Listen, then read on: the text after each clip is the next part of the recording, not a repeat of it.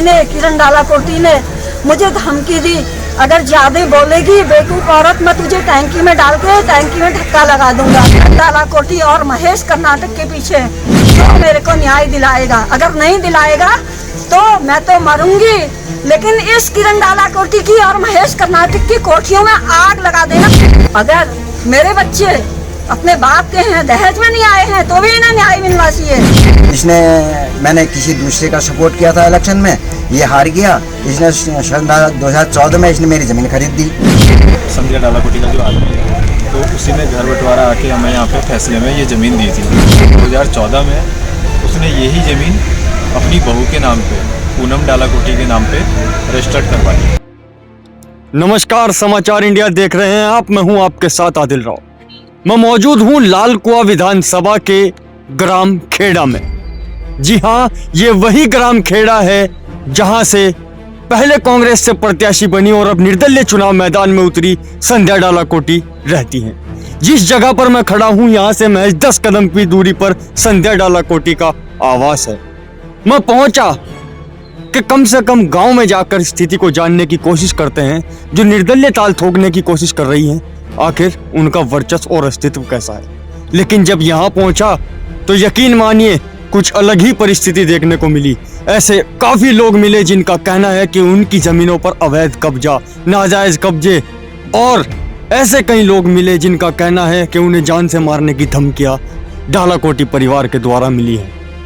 इसी सिलसिले की जांच करने के लिए मैं पहुंचा हूं उन्हीं लोगों के पास जो इसमें जिन लोगों के ऊपर दबाव बनाया गया, जिनकी जमीनों पर कब्जे किए गए, वो सब लोग आज मौजूद हैं मेरे साथ में और उनसे बातचीत कर ये जानेंगे कि आखिर पूरा मामला है क्या। खुद स्वयं चुनाव मैदान में उतरकर ये कहने वाले कि महिलाओं के अपमान में मैं मैदान में आऊंगी, महिला हूं, मेरा अपमान हुआ है। आखिर ऐसी कितनी महिलाएं हैं जो उनके द्वारा प्रताड़ित की जा रही। यह सब कुछ मैं आपको दिखाऊंगा पूरी तरीके से। इस वीडियो को जरा अंत तक देखिएगा।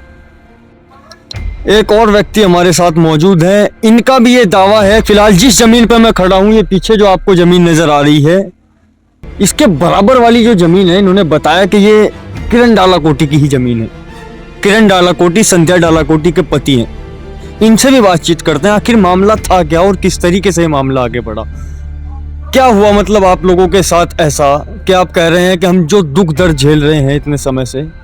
मामला है 2005 पे ये ज़मीन हमें दी गई थी हिस्से बंटवारे पे घर पे, जिसपे संध्या डालाकोटी जो कि किरण डालाकोटी का आदमी है, संध्या डालाकोटी का जो आदमी है, तो उसी ने घर बंटवारा आके हमें यहाँ पे फैसले में ये ज़मीन दी थी। और 2014 में उसने यही ज़मीन अपनी बहू के नाम पे, पूनम डालाकोटी के नाम पे रजिस्टर्ड करवा ली। हमें 2 साल तक इस चीज़ की कोई जानकारी नहीं मिली। 2 साल बाद हमें इस चीज़ की जानकारी मिली कि आपकी ज़मीन किसी और व्यक्ति ने ले ली है, तो हमें 2 साल बाद ये मामला पता चला। और ये जो 1 बीघा है फ्रंट है यहाँ से, ये इसने, और बगल वाली जो ज़मीन है ये इसने अपनी माँ के नाम से रजिस्टर्ड करवा रखी है, 5 बीघा ज़मीन। उसी पे इसकी नीयत ख़राब हुई, इसलिए इसने ये वाली ज़मीन खरीदी। तो फिलहाल आंटी हमारे साथ मौजूद हैं जो काफ़ी परेशान हैं, दुखी हैं। कहती हैं कि सब कुछ होते हुए भी मेरे पास अब कुछ नहीं बचा, और इसके पीछे जो कारण है वो है डालाकोटी परिवार। जब इनकी हालत को देखते हैं तो आत्मा जुड़ जाती है। सबसे पहले आप देखें कि किस हाल में रहने को लोग मजबूर हैं।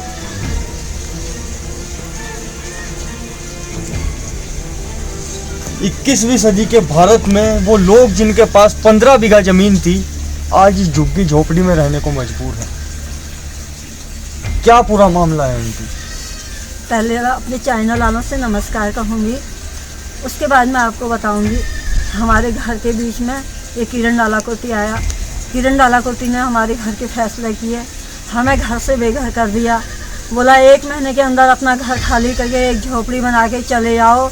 गांव की रोड से 200 मीटर आगे झोपड़ी बनेगी। ना हमें ये वाली रोड मिली, ना हमें वो वाली रोड मिली। हमने 1 महीने के अंदर यहाँ पे जंगल से लकड़ियाँ ला के झोपड़ी बनाई। हम इसमें रहने के लिए आ गए। हमें घर से कुछ भी नहीं मिला, हमारा घर भी छीन लिया, हमारी जीवन शादी के वो भी छीन लिए गए।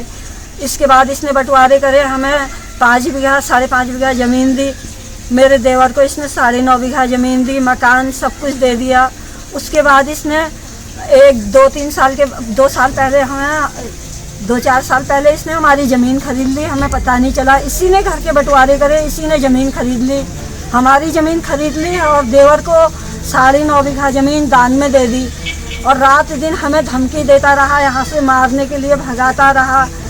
गोट में आग लगा दी, मेरे पति को मरवा दिया। अपने भाई के हाथों मनोज डालाकोटी, मेरा देवर महेश कर्नाटक, इस 2-4 लोग और थे, इन्होंने इनको मार के डाल दिया। जानवरों में सारी आग लगा दी। लेकिन हम क्या करते, छोटे छोटे मेरे बच्चे थे, कुछ भी नहीं कर पाए।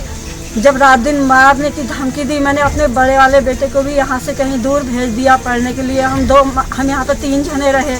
उसके बाद भी ये गुंडों को भेज के हमें मरवाता रहा। यहाँ पे हम लाचार बेबस हो गए, कुछ भी नहीं कर पा रहे हैं। यही हमारे साथ मारपीट करवाता है और पुलिस वाले आके हमारे कुछ भी नहीं सुनते हैं, सब इसी की बातें सुनते हैं। हम इतने लाचार हो गए, हमें कोई न्याय नहीं दिला पा रहा। कोई ऐसा है जो हमें न्याय दिला पाएगा? इस दलदल से हमें कौन निकालेगा? कि लोग कहते हैं कि नारी को सम्मान मिलना चाहिए, क्यों मेरा कोई सम्मान नहीं है? हमारा कोई यहाँ पे सम्मान दिलाने वाला हमें कोई है या नहीं है? कौन दिलाएगा हमें सम्मान? नारी के सम्मान की बात कहकर ही किरण डालाकोटी की पत्नी चुनाव लड़ने जा रही हैं और कहती हैं कि मैं नारियों के सम्मान के लिए मैं किरण डालाकोटी की पत्नी के पास गई। मैंने जब मेरे पति को मारा, मैंने वहां जाके पूछा, मुझे न्याय दिलाएगी? मेरे पति को तेरे देवर ने और मेरे देवर ने मार दिया। इनका सर फोड़ दिया था, इनके सर में 14-15 टाँके लगे थे, हॉकी से पाँव तोड़ दिए गए थे। मैं जब इसके घर पे न्याय मांगने गई तो इसने दरवाजे बंद कर दिए, ये बाहर नहीं निकली। इसके पति ने, किरण डालाकोटी ने, मुझे धमकी दी, अगर ज़्यादा बोलेगी बेवकूफ़ औरत, मैं तुझे टैंकी में डाल के टैंकी में धक्का लगा दूंगा। मैंने कहा ठीक है, अगर तू अपने बाप से बेटा पैदा हो रहा है तो तू हम चारों को मार दे, एक को काहे के लिए मारता है? अगर तू मेरे पति को मार देगा तो मेरे बच्चों को कौन पालेगा? उसके बाद भी कोई फ़र्क इसे नहीं पड़ता है। मैंने गाय पाली, बकरी पाली, मेहनत, मैंने मजदूरी नहीं करी। मेरे भाइयों का, मेरे गांव के कुछ लोग ऐसे हैं जो मेरे पिता समान हैं, जो मेरी माँ समान हैं, जिन्होंने मेरा सहयोग दिया। मैंने इसी तरह अपने बच्चों को बढ़ाया। खाली एक प्राइमरी स्कूल में पढ़ाया, मैं अपने बच्चों के लिए कुछ भी नहीं कर पाई। लेकिन ये रात दिन आज भी हमें धमकी देता है कि तुम्हें मार देंगे। इसके चमचे आके हमारे घर में हमें मार जाते हैं। हेम बेलवाल, महेश कर्नाटक, इसका भाई मनोज कर्नाटक आके रात दिन हमें धमकी देते हैं, हम कुछ ही नहीं कर पाते हैं। ये महेश कर्नाटक का साला आके घर से मेरे बच्चों को धमकी देता है कि हम बैंक से इसके लड़के को उठा देंगे। हम लाचार बेबस कुछ नहीं करते, हम पुलिस वालों के पास जाते हैं, पुलिस वाले हमारा साथ नहीं देते हैं, इसका साथ देते हैं। क्यों? किरण डालाकोटी के दबाव में आके। आखिर किरण डालाकोटी क्या चाहता है? हम चले जाएं? मैं मीडिया से पूछना चाहती हूँ, मेरा अधिकार है मेरे बच्चों का तो दिलाया जाए, नहीं तो हम मीडिया के सामने छोड़ने को सब कुछ तैयार हैं। अच्छा, आपकी ज़मीन पर कब्जे की बात आती है, आप कहती हैं और आपने ये चेतावनी तक दी है कि यदि वो यहाँ आते हैं तो आप आत्मदाह करें। बिल्कुल, मेरा एक ही कहना है, जिस दिन किरण डालाकोटी ने यहाँ पे पाँव रखा मेरी ज़मीन में, उसी टाइम यहाँ पे मैं आग लगा के मर जाऊंगी। मैं जीते जी तो इससे नहीं लड़ पाऊंगी, लेकिन मरने के बाद उस महाकाली बन के इस कारण किरण डालाकोटी को बर्बाद जरूर कर दूंगी। महाकाली वैसे भी मेरे साथ है, जब मेरे पति को मारा तब भी मेरे साथ थी, जब मेरे गोठ में आग लगाया तब भी मेरे साथ थी, मेरे बच्चों को मारा तब भी मेरे साथ थी, मुझे मारा तब भी साथ थी, आज भी मेरे साथ है। इसने मेरा रास्ता बंद कर दिया था, इसने मेरी गोल बंद कर दी थी, इधर रास्ता बंद हो गया, इधर रास्ता बंद हो गया। मेरी माता काली मेरा रास्ता खोलती है, वो मेरे साथ खड़ी है। मुझे पूरा विश्वास है मेरी माँ मेरे साथ खड़ी है। अत्याचारी का सर एक बार मेरी माता जरूर झुकाएगी। इसने मेरी बच्चों की खुशी छीनी है, मेरे बच्चों से इसने हर खुशी छीन ली, मेरे बच्चों को इसने हंसने का मौका नहीं दिया। मैं उस महाकाली से दुआ कर रही हूँ, तूने मेरे बच्चों की खुशी छीनी है, तेरे बच्चों की खुशी भी कोई ना कोई छीनने वाला पैदा हो जाए। हर समय जब भी अत्याचार होता है कोई ना कोई जन्म लेता है। जब अत्याचार हुआ, रावण का अत्याचार हुआ तो राम ने जन्म लिया। जब कंस ने अत्याचार किया तो कृष्ण ने अवतार लिया। जब दुर्योधन भाई अपना अधिकार को, भाइयों का अधिकार छीनने में अत्याचार में उतर आया, उस टाइम अर्जुन ने अवतार लिया। अभी भी कोई ऐसा अवतार होगा किरण डालाकोटी और महेश कर्नाटक के पीछे जो मेरे को न्याय दिलाएगा। अगर नहीं दिलाएगा तो मैं तो मरूंगी, लेकिन इस किरण डाला कोठी की और महेश कर्नाटक की कोठियों में आग लगा देना, मैं तो मर जाऊंगी, इनको भी मिटा देना, इसका भी वजूद कोई ना रहे। अगर इसके बच्चों तक मेरी आवाज़ जाए तो अपने बाप से जाके पूछें कि इसके बाप ने क्या किया है, गांव में क्यों किया है। दूसरी बात, अगर मेरे बच्चे अपने बाप के हैं, दहेज में नहीं आए हैं, तो भी इन्हें न्याय मिलना चाहिए। ये हम सही से, हमारा अधिकार है तो हमें न्याय मिलना चाहिए। अगर नहीं है अधिकार तो सारा किरण डालाकोटी को दाननामा ये भी करा दे, हमारा कुछ नहीं है तो तो इस परिवार का दुख आप देख सकते हैं। और मेरी ये गुहार है पुलिस प्रशासन से कि आंखें बंद करके किसी के दबाव में आके इस तरीके से किसी के साथ जाति करना बिल्कुल गलत है। संविधान सबको बराबर अधिकार देता है। आज तक जो आप लोगों ने आंखें बंद करके रखी हुई हैं, जरा अपनी आंखों से पट्टी हटाइए और मौके पर आकर देखिए। इस परिवार के पास दस्तावेज तक हैं। देखिए किस तरीके से ये लोग गायें बछड़ी पाल पाल कर अपना गुजारा कर रहे हैं। इस 21वीं सदी में झोपड़ी डालकर रहने को मजबूर हैं। और इस माता का दुख बता रहा है कि इन्होंने क्या क्या भोगा है और क्या क्या दुख इन्होंने झेले हैं। जिनके पति के ऊपर हमले कराए जाते हैं, कम से कम पुलिस को उस मामले में जांच तो पूरी तरीके से करनी चाहिए जो मामला हो रहा है। और आज वही लोग जब चुनाव मैदान में उतरते हैं तो नारी सम्मान की बात कर रहे हैं। ये नारी है जो मेरे साथ खड़ी है, ये भी एक मातृ शक्ति है जो कोस रही है उनको, जिन्होंने उनका घर उजाड़ दिया है। और आपको बताऊं, ऐसे खेड़ा में अन्य और परिवार हैं जो लोग उनसे प्रभावित हैं, लेकिन दबाव के कारण कुछ बोल नहीं रहे क्योंकि खौफ है, डर है। लेकिन जो उजड़ चुके हैं, जिनके पास कुछ बच ही नहीं रहा है, वो फ्रंट पर आकर बोलने को तैयार है। अन्यथा ऐसे काफी हैं जो बोलना तो चाह रहे हैं लेकिन बोल नहीं पा रहे हैं। तो इस आवाज को उठाइए और आप देखिए एक बार जरा कि क्या माहौल है यहाँ का, इस खेड़ा गांव का, जो आज चुनाव मैदान में उतरी है। उनके पति ने किस तरीके के जुर्म लोगों पर ढाए हुए हैं। और ज़्यादा दूर नहीं है, अगर मैं इधर से उधर कैमरा घुमा दूंगा तो उन्हीं का घर है जो चुनाव मैदान में है। किरण डालाकोटी और उनकी पत्नी, महज 10 कदम की दूरी पर ये घर है। और ये माता जो रो रही है बिलक बिलक कर, ये जो परेशान है, ये सिर्फ अपने बच्चों के भविष्य के लिए परेशान है। तो मेरी मांग है कि इन्हें न्याय जरूर मिलना चाहिए। और मेरी आपसे एक और है, इस तरीके से डालाकोटी परिवार के द्वारा फायदा उठाया गया। क्या हालत है, कल में मंजर शुरू कहाँ से हुआ था और क्या मामला था? सर ऐसा हुआ, आपके चैनल से मेरे को नमस्कार, आपको नमस्कार। वो ये हुआ कि ये बंटवारे करने आया था, इसके विषय में तोती बोलती थी। जो अब ये बोलता था तो कोई पीछे नहीं बोलता था इसके डर के मारे। तो इसने दबाव डाला मुझे कि तुझे 5.5 बीघा देते हैं, यहाँ 9.5 बीघा ज़मीन देते हैं, चक्री थी, सब कुछ था। सब मेरी घरवाली का जेवर भी इनके पास था, वो भी नहीं दिया। तो जेवर मांगा तो ये बोला भाई माने कहते नहीं देती हूँ। तो ये बोला चलो बुढ़िया की नियत चलेगी तो बुढ़िया को दे दो। मैंने कहा चक्की तो यार, चक्की तो लिख दो इस कागज़ में। बोले नहीं चक्की यार चले बुड्ढा बड्डी की हो गई। वो चक्की भी उनको दे दी इन्होंने। तो मैं ऐसे रहने लगा। इसने अभी 2005 में मुझे ज़मीन दी गई थी 5.5 बीघा, वहाँ 9.5 बीघा। उसके बाद इसने मेरे साथ क्या किया कि 2014 में मैंने किसी दूसरे का सपोर्ट किया था इलेक्शन में, ये हार गया। इसने 2014 में इसने मेरी ज़मीन खरीद दी जबकि ये उसमें है। इसने मुझे खुद ज़मीन बंटवारे में ये खुद है, इसने ज़मीन कैसे खरीद दी? पहले तो ये क्वेश्चन तो ये है। उसके बाद इसने क्या हम कहते हैं बताया किसी को नहीं। 2016 में मुझे पता चला। मैं डीएम रावत साहब से भी मिला, मैं नैनीताल बुलाया, उन्होंने नैनीताल किया। नैनीताल उन्होंने कहा भाई ऐसा फोर्जरी हो गई। ये फोर्जरी कैसे हो गई? लड़के को कैसे दानामा हो गया? लड़के को दानामा हो ही नहीं सकता है, वो तो खुद वारिस है। उनका केस करो इसमें। तो मैंने कहा सर वकील पैसा इतना मांग रहे हैं। उनका नहीं, केस तो करना पड़ेगा। और फिर मेरी घरवाली बोली कि भाई साहब वो तो दबंगा आदमी है, वो तो कईयों को मरवा चुका है पीटी से, वो तो हमको वहाँ से उठवा देगा। तो उसने कहा नहीं उसमें स्टे ले लो।